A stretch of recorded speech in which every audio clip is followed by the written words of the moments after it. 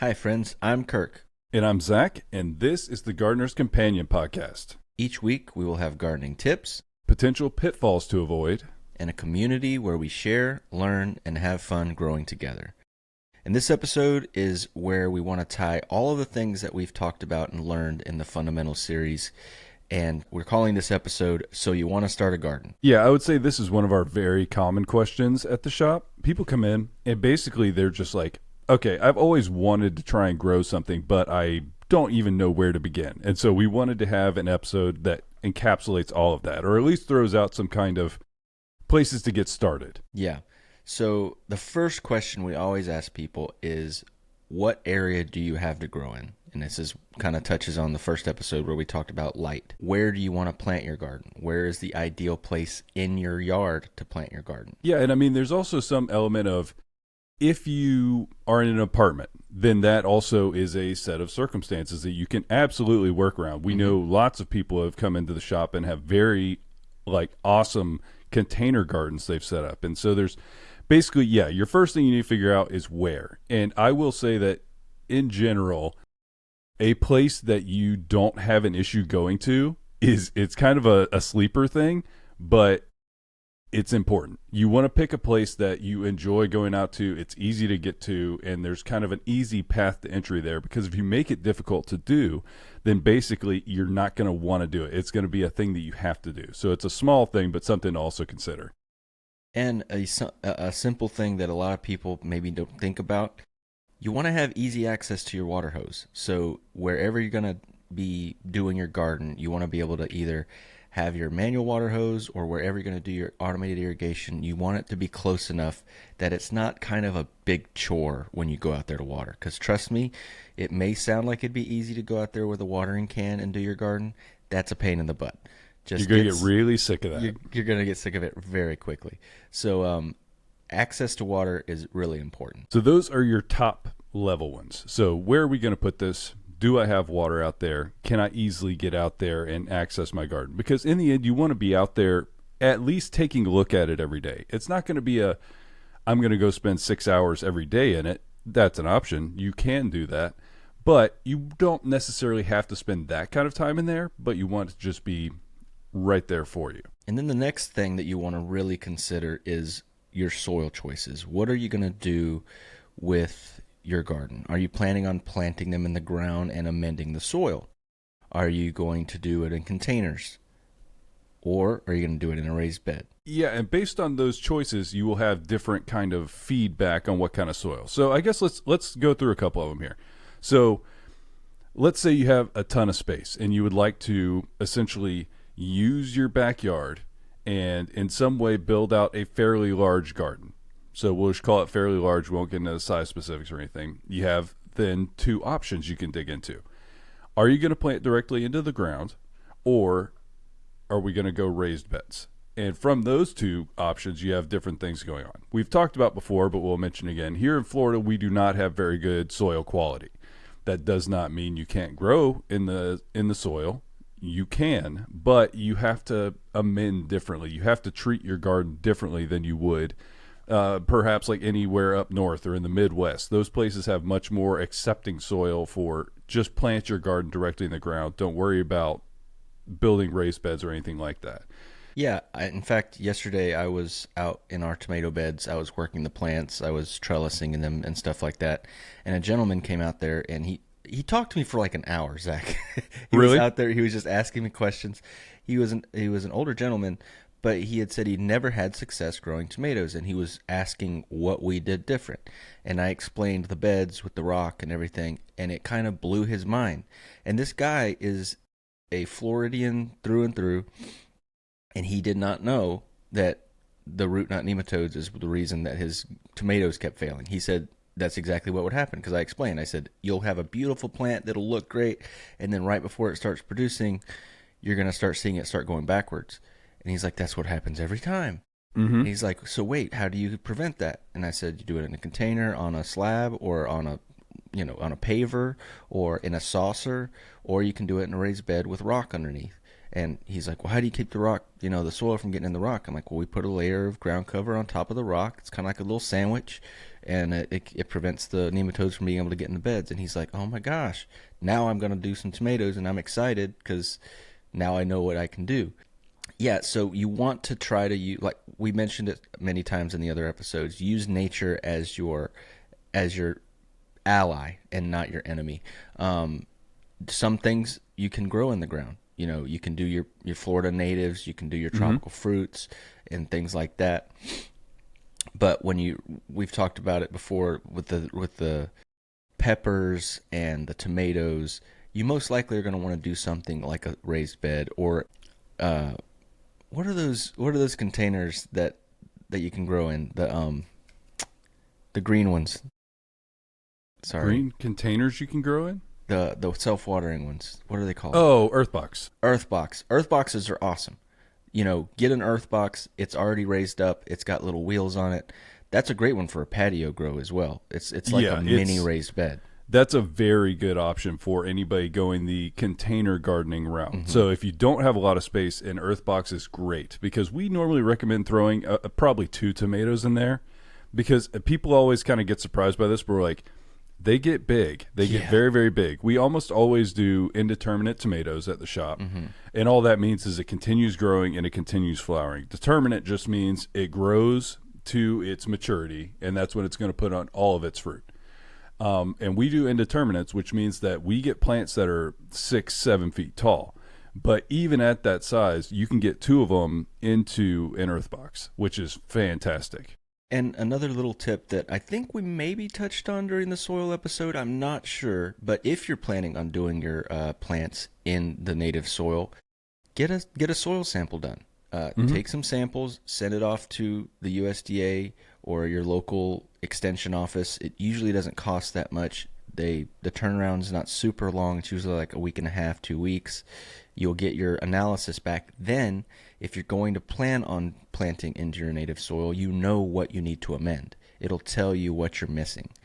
Because even though we all kind of have similar rough soil out here in this area, there are different areas that have different things that are missing. Mm-hmm.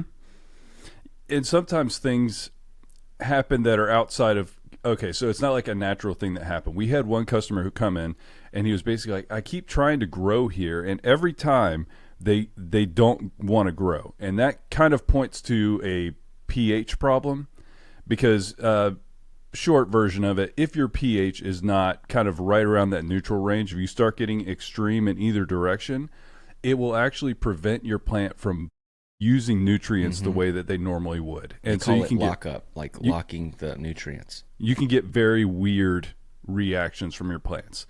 And so if you've ever had this one spot in your yard where you plant there and it just doesn't ever do anything right, that's when a soil sample can really help. Yeah.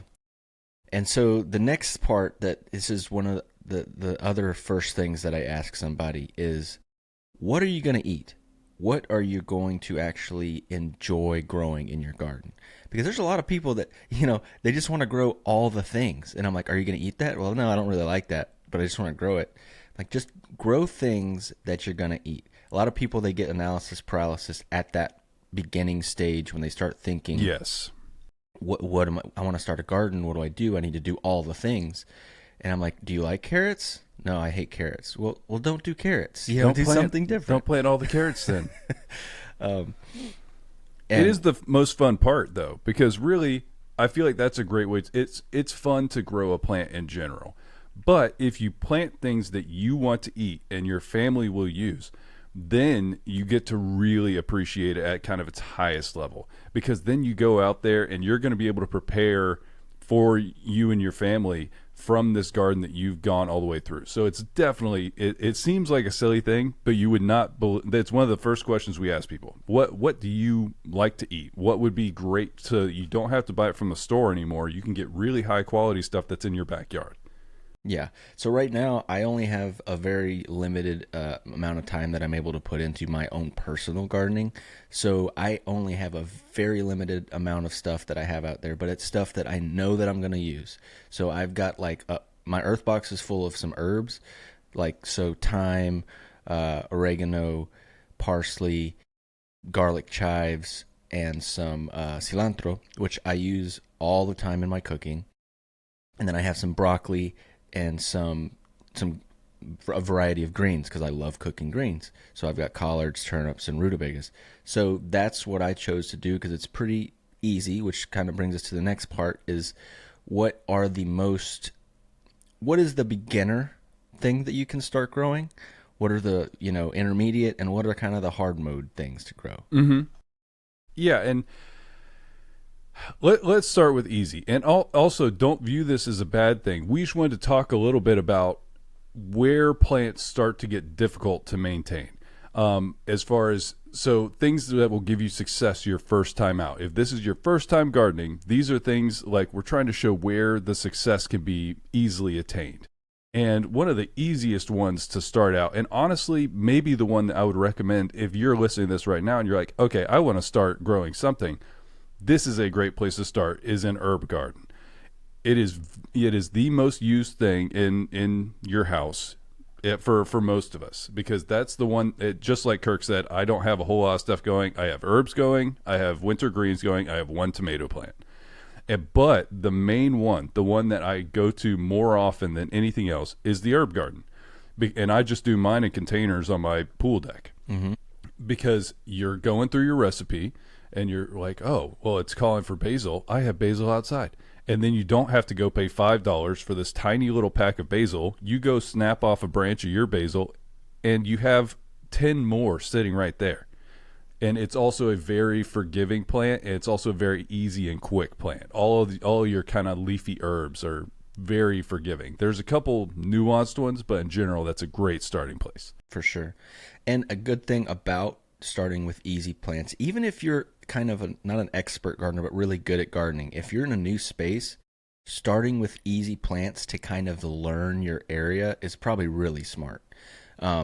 Because even right now, the tomatoes that we're doing them in a different location than we've done them in the past, and we're learning that property as we're doing them. Because every area is different when it comes to the sunlight, when it comes to the cold, when it comes to the wind.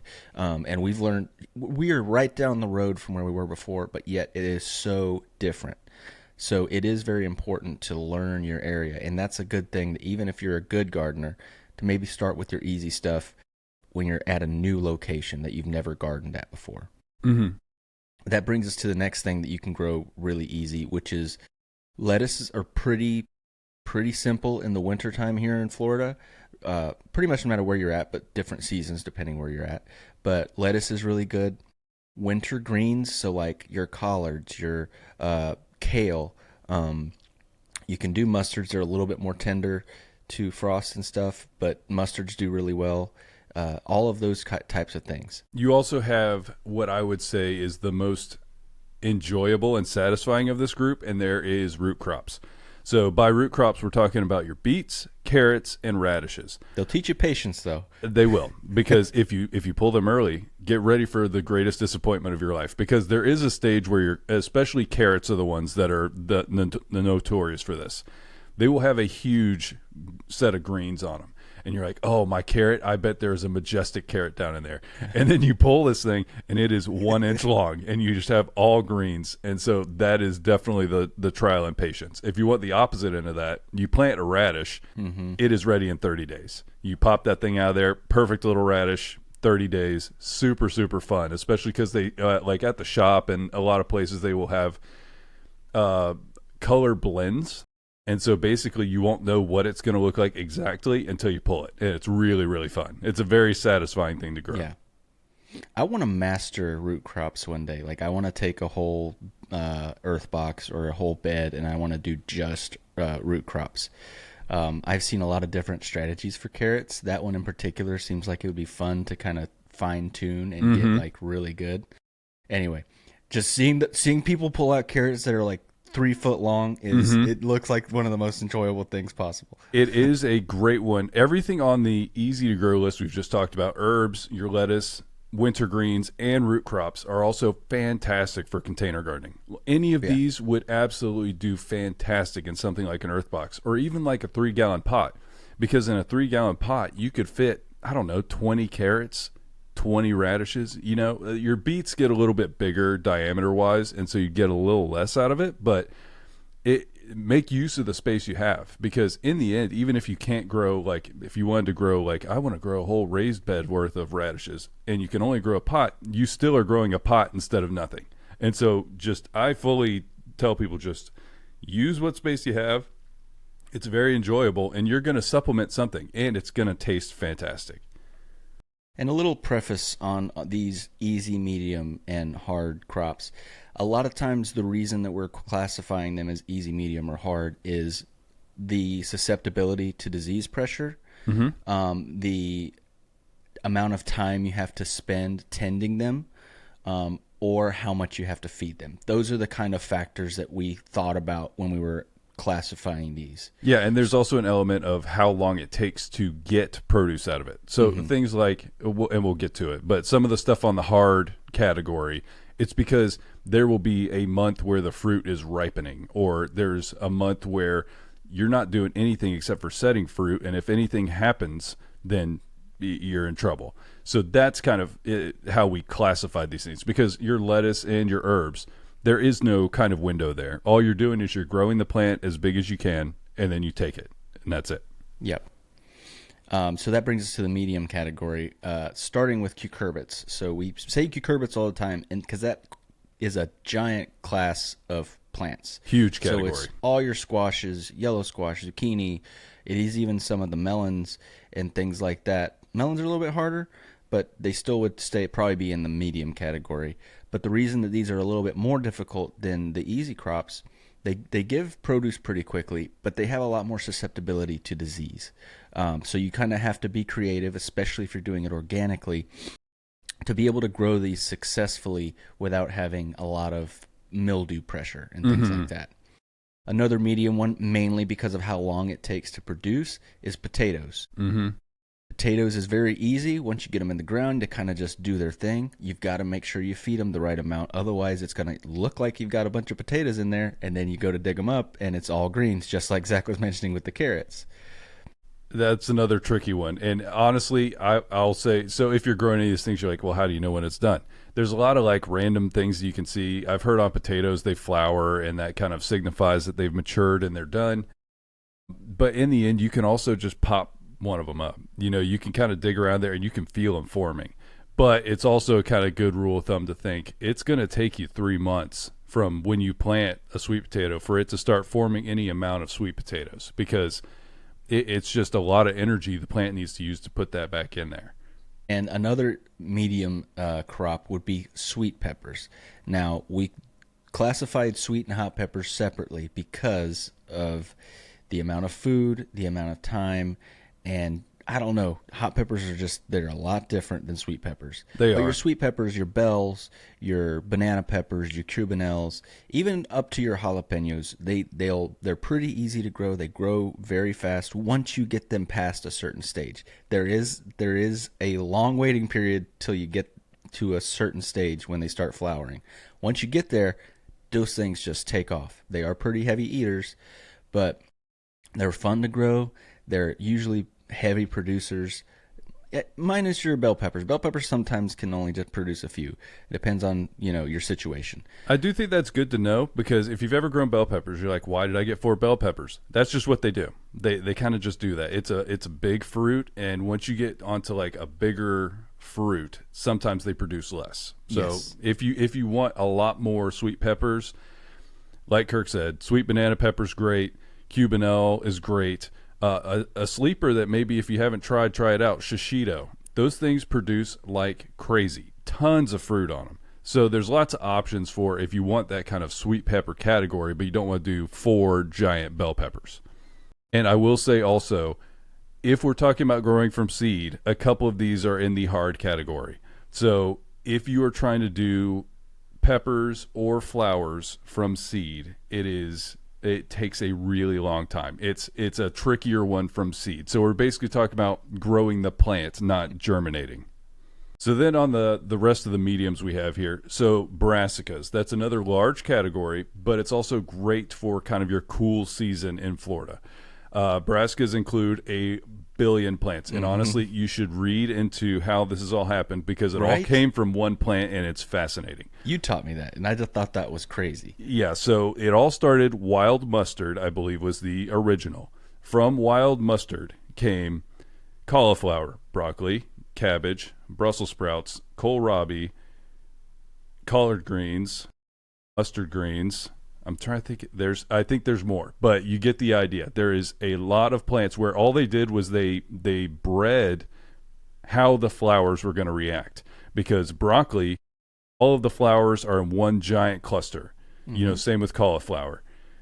On Brussels sprouts, they don't really flower, but they have all of these heading up sections all along the stem. It's basically like tiny little cabbages that grow all along the stem. It's honestly fascinating, the kind of diversity they were able to get from one plant through breeding.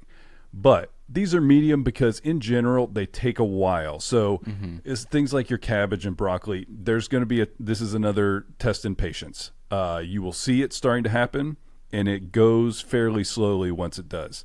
But in the end, it also is fantastic. We also have found there's some varieties of broccoli that instead of putting on one giant broccoli, they kind of do more like little floret type situations.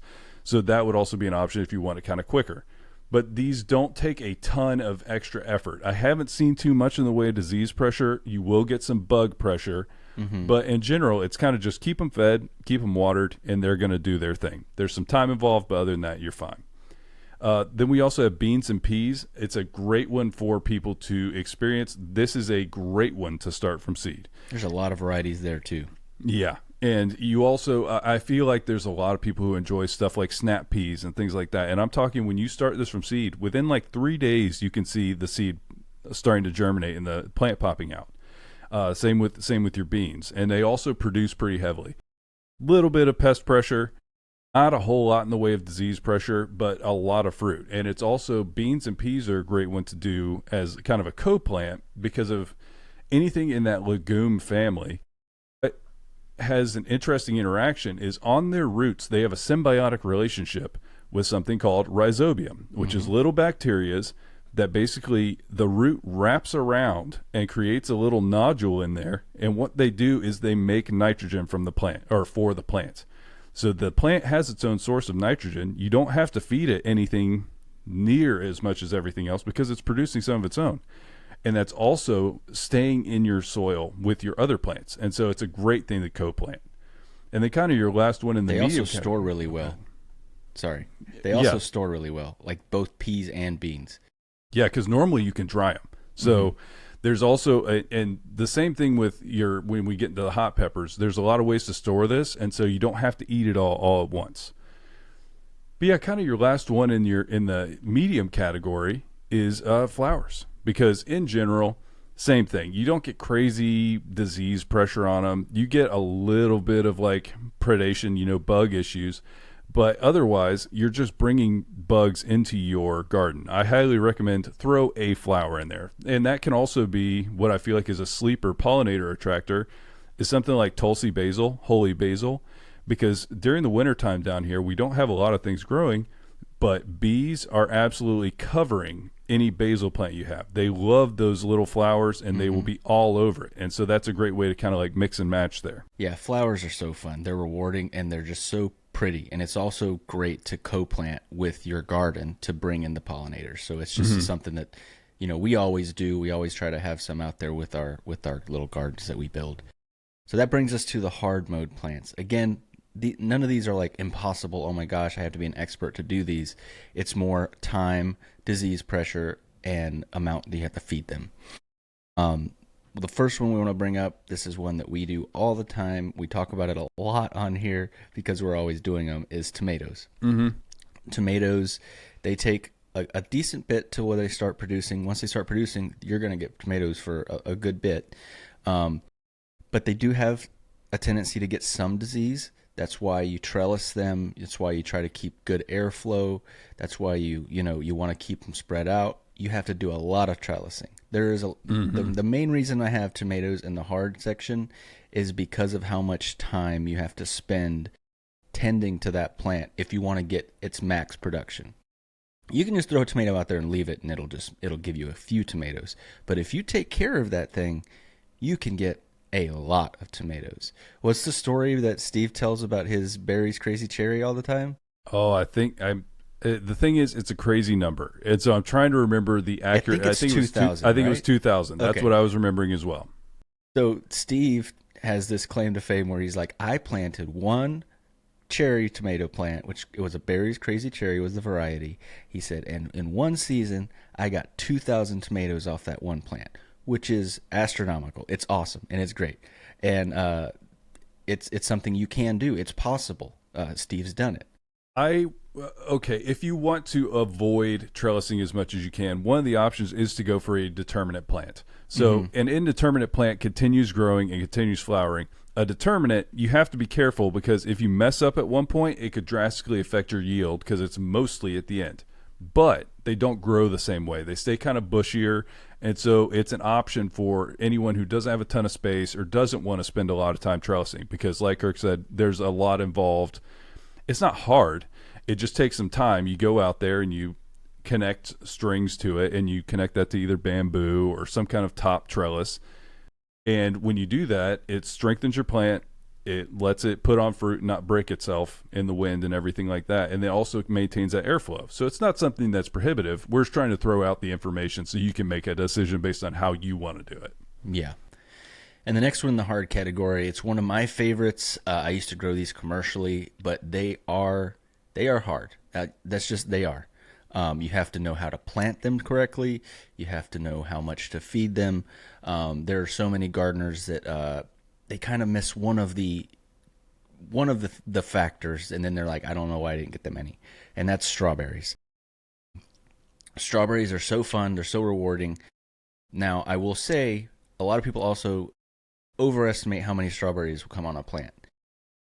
They don't produce a lot of strawberries all at one time. So if you're wanting to get like a good mess of strawberries every time you go into your garden, you're going to need, 15, 20 plants out there so that you can do that. I believe they say the average is like about a pound of strawberries per plant throughout the whole growing season.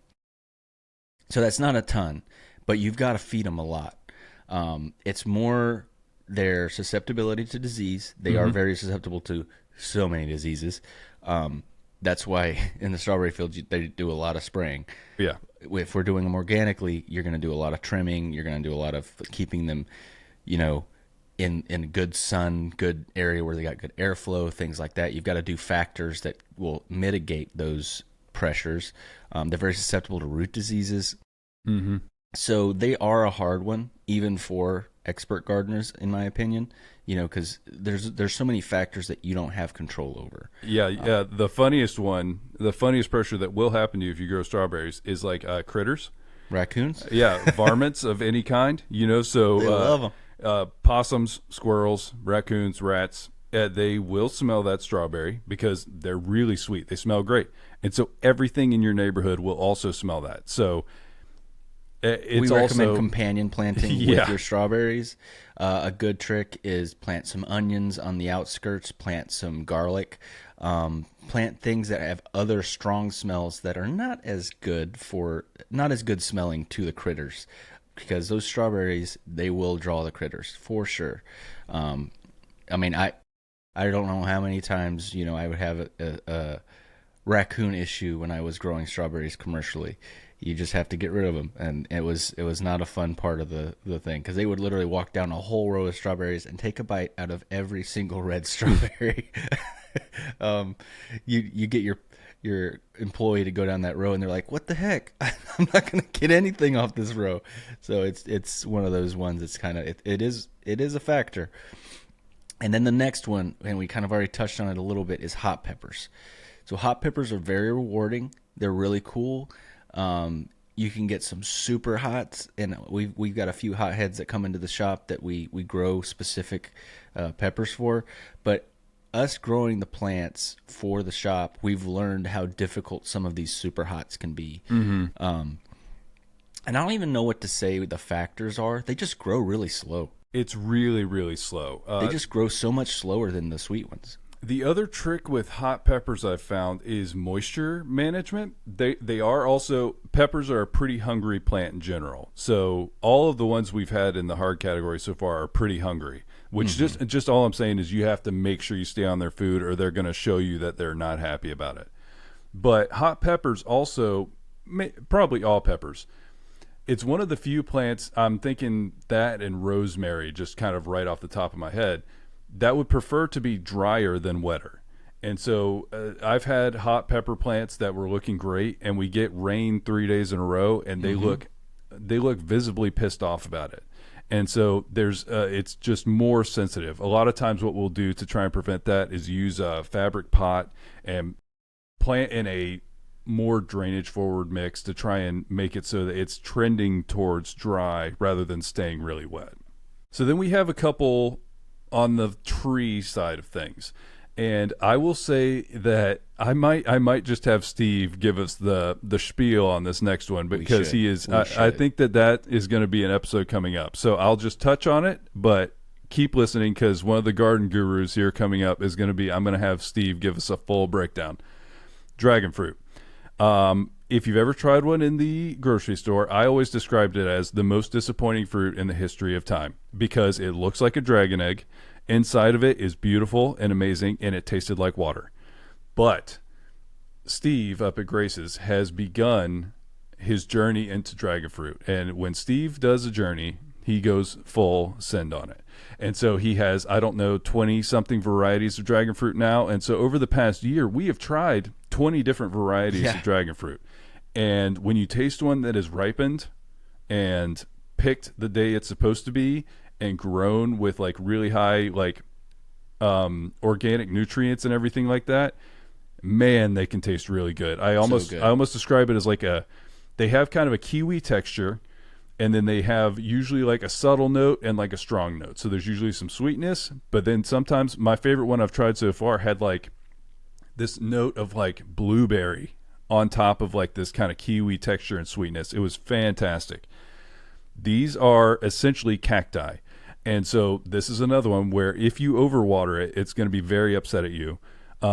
It's got a very specific requirement for how you grow it. So you have to build a very specific trellis for it. They get very big. They're also very pokey.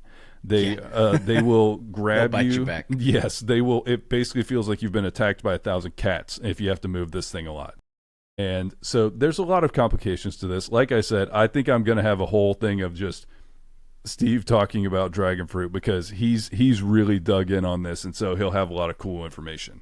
The other one is fruit trees. So fruit trees in general, there's just some stuff that you have to kind of work with on them, and it's kind of the same thing as like what we were talking about with the determinants, where your entire yield is based around how you act in certain windows of time. So okay, let's pick an example. So mangoes down here, they do fantastic, because I would say we're subtropical. We do get occasional freezes, so we're not fully safe, and they will be frostbitten if they get really cold. But in general, mangoes do fantastic here. I see 50-foot mangoes all over the place. But a mango has some specific stuff going on. So you have to make sure you stay on top of your fungicide, because they get scale insects, and then the scale insects cause a mildew issue. Our fruit tree guy, who I'd love to interview at some point for the show, just so you guys can hear a breakdown on fruit trees from somebody who is just immersed. He recommends kind of thinning all that out. So yearly pruning to get everything thin, keep the structure you want, everything like that. And then on top of that, when it sets flowers, he 100% of the time preventatively goes and does a fungicide. And the reason he does that is because if you don't, I think that they either have it on the plant already or it's just in our air. You will get fungus on your flowers, and so you won't get fruit. And so you have these windows that are crucial to do X thing. And if you don't, no fruit that year. It's not going to kill your plant. That's the plus side. If you miss your window to put your fungicide on your flowers, you don't have a dead mango. You just don't have mangoes, which sucks. So that's we put this one in it's a long form plant. There's some maintenance stuff you want to do to make sure you're getting fruit, but in general, Also, try it out if you'd like to. So we're not trying to discourage anybody from trying any of these. We're just trying to kind of put out the information. For sure. And so, yeah, those are the crops that are easy, medium, and hard. Obviously, we didn't cover every single crop that there is, but this is just kind of like a little teaser as to some options that you have. I wanted to mention that Grace's is the shop that we're always referring to. Steve is one of the owners. Stephanie is the other owner. She just had a baby. By the way, if you come by the shop, you will get to see one of the cutest babies ever. Yep. He's very smiley. He will look at you and give you a good smile and giggle. And but yeah, it's a family-owned business. They've been there for almost 40 years. Me and Zach are there 6 days a week. One of us will be there. And so if you come by the shop, we'll be there. We can talk to you. We love helping people learn how to grow in their garden. And everything that we talk about on the show is accessible there. We have all of the products you need in store. We also have and grow a lot of the plants that we're talking about here. So if any of this is appealing to you and you live in the Central Florida area around Tampa, please come by. We can get you set up and you can start growing yourself. Yep. All right. So the next thing we wanted to talk about is, okay, I've figured out where I want to plant my garden. I figured out how I want to plant my garden, and I know what I want to grow. Here's a list of things that you will need to start. Yep, here's your list. Number 1, fertilizer. So if you're growing something that does not put on fruit, which once again, that includes cucumbers, squashes, anything that grows and has seeds in it is a fruit. And so if you're growing anything with that, you need to make sure you have either a well-rounded fertilizer, but honestly, I would look for something specifically heavy in phosphorus and potassium. If you're not growing anything with that, just one with nitrogen and your trace elements. But I would get both because then you can go dose them out. So I would get a grow fertilizer, a nitrogen forward one, a bloom fertilizer, phosphorus and potassium forward, and then a CalMag, and you should be good for about basically everything. Yep. And the next thing you would want to know or want to get is, if you are planning on doing containers, get containers. Find the right containers that you want. There's lightweight containers. There are heavy-duty plastic containers that'll last you multiple seasons. There's even fabric containers. We have these ones at the shop that are, I don't even know what you would call them made out of. What the material is, I don't know how to describe that. So the company makes diving bags, and so they're breathable materials for diving and divers and stuff like that.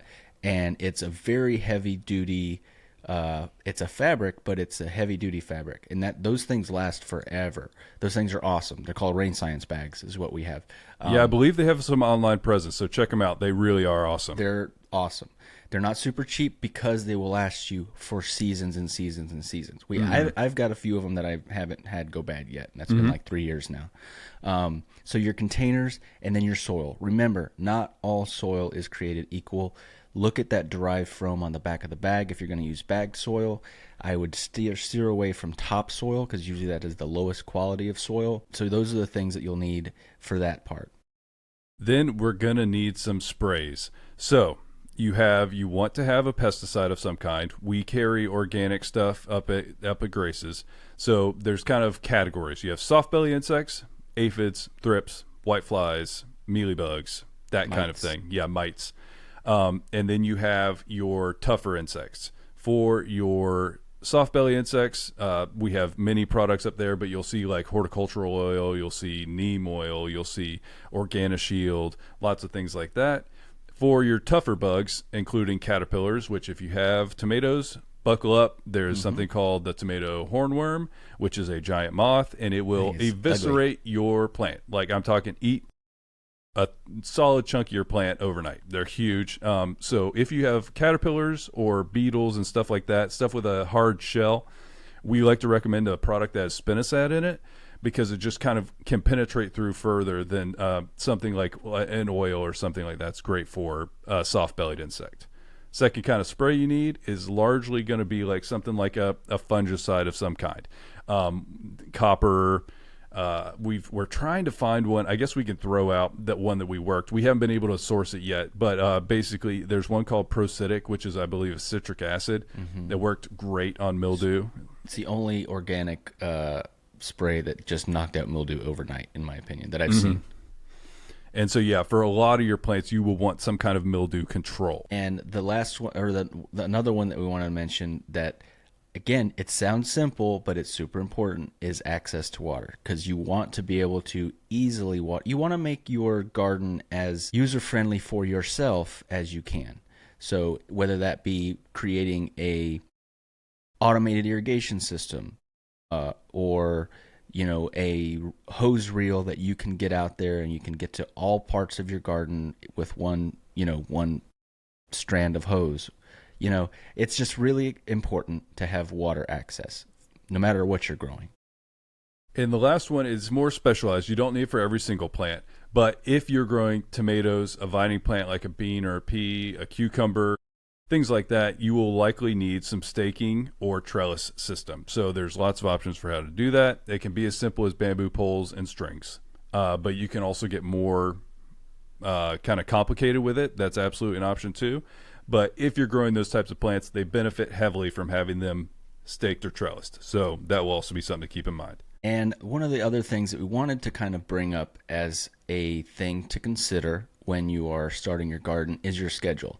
Now, we're going to say these are days. You don't have to do them separately. You can do some of these on the same day, especially, like the feeding and watering. You can do that on the same day. But this is a general schedule of things that you will need to make time for in your garden. And the first one is watering days. You want to set aside time to make sure that, now that doesn't mean that you have to water every time. That means you need to go out there and see if your plants require water. Some of your garden might. The ones that are in the shade might require less, so you might not have to water as often. But you're going to definitely have to set aside some time if you don't have automated watering. And actually, even if you have automated watering, you still need to get out there and see if it's working correctly, if you're overwatering or if you're underwatering. We are always fine-tuning our automated watering systems. Like that's just 100%. part of it. That's part of it. You've got to be. It's not completely hands-off automation. Like that's not the way an automated watering system should be. It should be something that you are checking on. Like if you get a rain, you don't need your automated watering system to keep going for the next 3 days if you got a hard one. Yeah, your other one is we recommend for most things at least a weekly feeding day.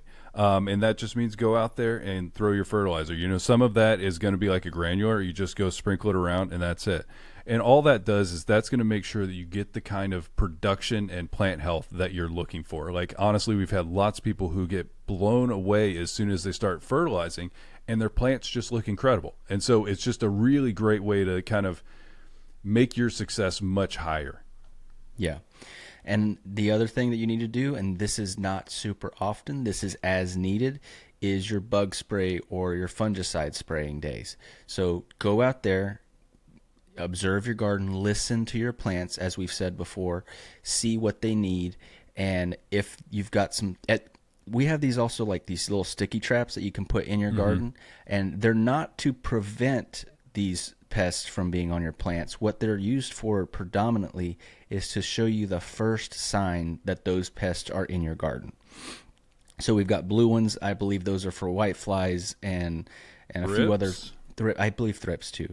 And then we have yellow ones, which are for aphids and a few other. They're for a few different things. But the color actually attracts those specific bugs.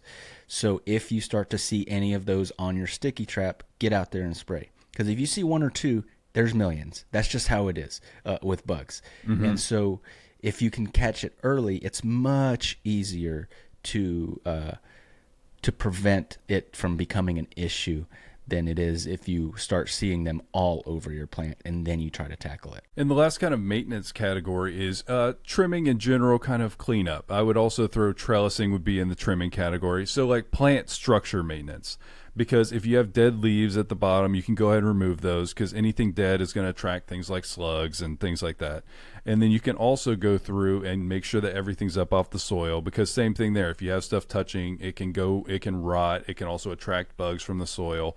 And so you can just go through and clean it up. And the more airflow you have on plants, it normally helps it, especially things like tomatoes. You can clean out all that stuff that's not going to produce fruit. And then you just get really nice airflow through there, which one prevents bugs because if it's really, really dense foliage, there's bugs in there. And you also can't spray well if it's really, really dense. So it's worth going through and just cleaning up the structure of your plant. And honestly, once our tomatoes get really, really big, we will do a video on here's what they look like right now. We will show kind of like what we're looking at on thinning, and then we'll show you what it looks like in the end, just so that you can see kind of an example of that. Yeah. And so those are the scheduling days that you need to kind of keep in mind, the time that you need to set aside for your garden. There's this Chinese proverb that I love so much. It says, the best fertilizer for a garden is the gardener's shadow. And all that means is being in the garden and paying close attention to all of the details, listening to your plants, catching pest pressure early, catching disease presence early. It's something that is vital to a successful garden.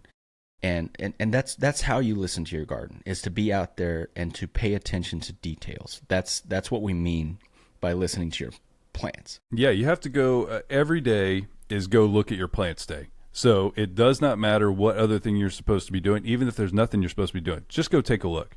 Because to hear your plants, you need to be able to speak their language. And all that is go look at them. Go see how they're doing. I promise you that after a while of watching, you will start to understand when things are happening. You can see if something's underwatered by just kind of how it's sitting out in your garden. And so, yeah, every day, just go take a look, because you're putting all this work in. It's a beautiful thing. You're harnessing nature and trying to create this environment where your plants can thrive. So go rewarding. enjoy it. Go enjoy it. And one of the things that we really wanted to highlight, that, we're talking about a lot of different factors. We're trying to give you a lot of information.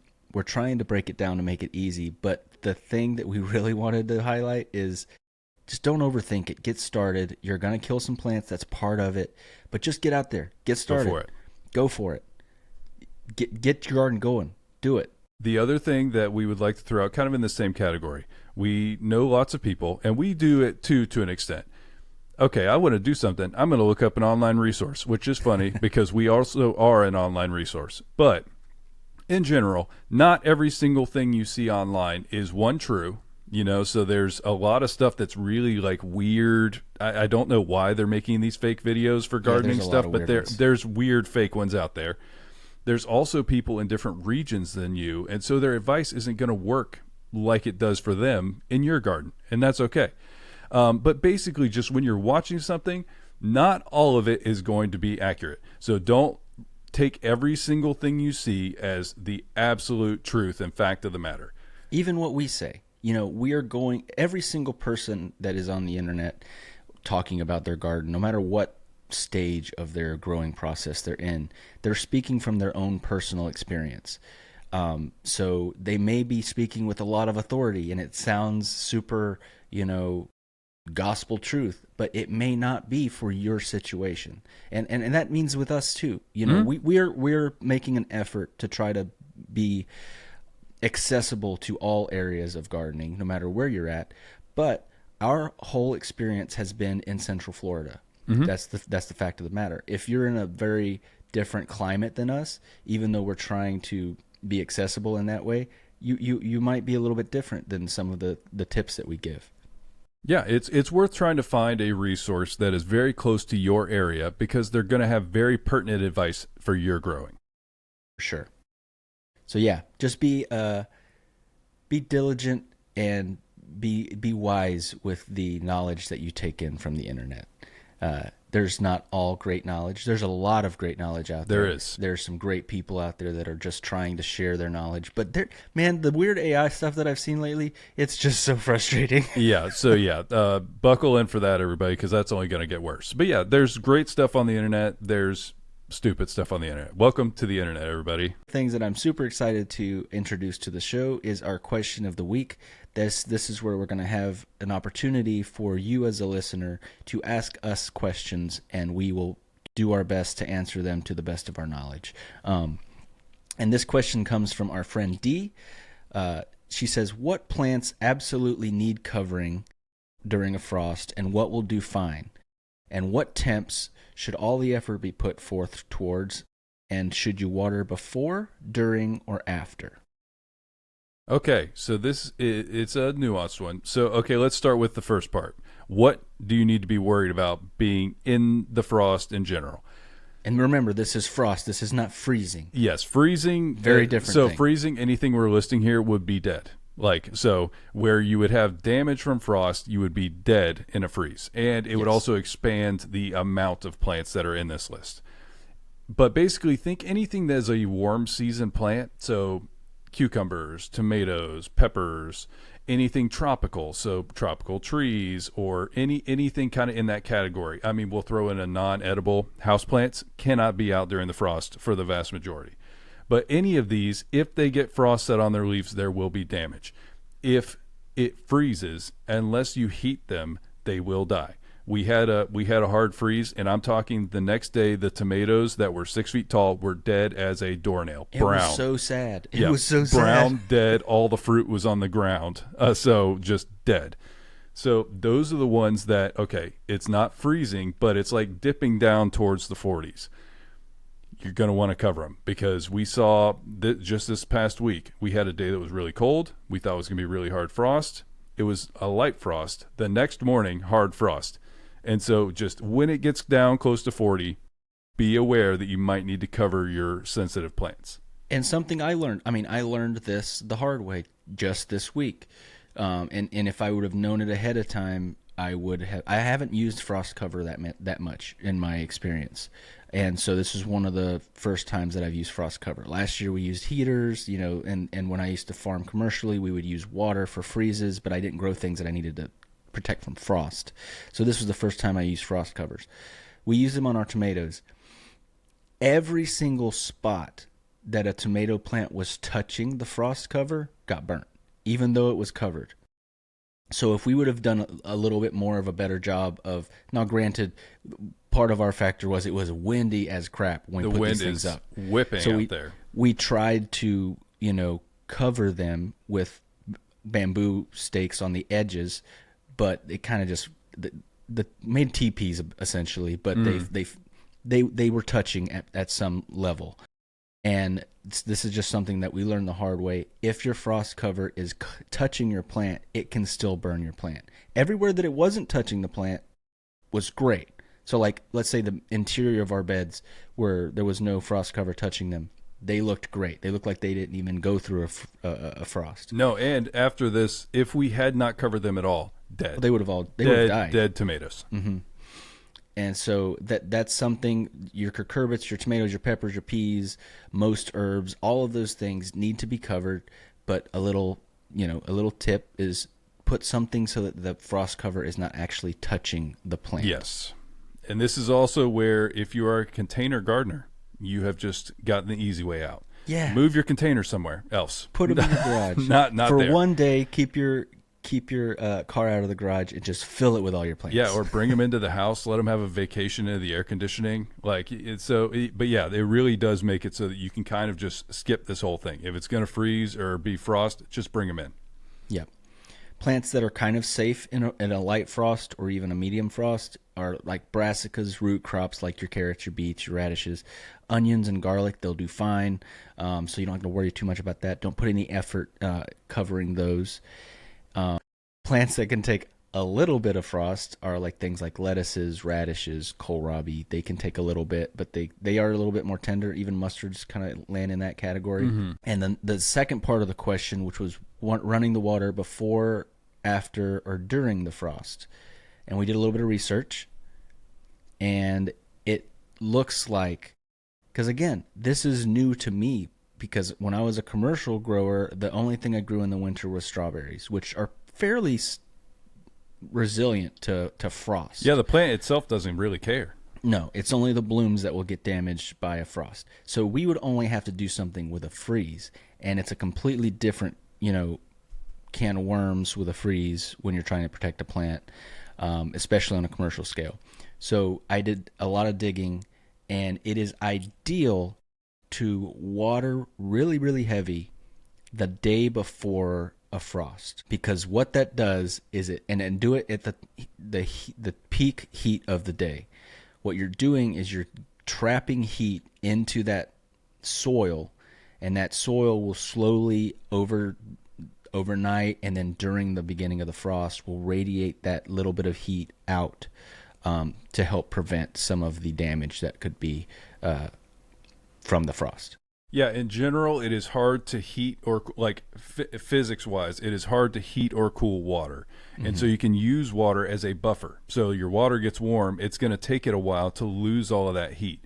And so you can use it as kind of like this like slow release. It's not a heater. It's not like warm in there, but it's warmer than the freezing temperatures. Yep. So yeah, thank you, D, so much for that question. If you want to drop a question, leave a comment on the Spotify on this episode, and we will read all the comments and we'll try to answer them there. Email us. We'll put those in the show notes. And we also have a Google number where you can leave a message, and we will maybe even have your voice on the show. So that is the episode on So You Want to Start a Garden. Again, I want to reiterate, just go do it. Do it. Don't think about it. Just do it. Do it. All right. Thank you guys so much for listening. And remember, be kind to one another. And there's no such thing as a black thumb.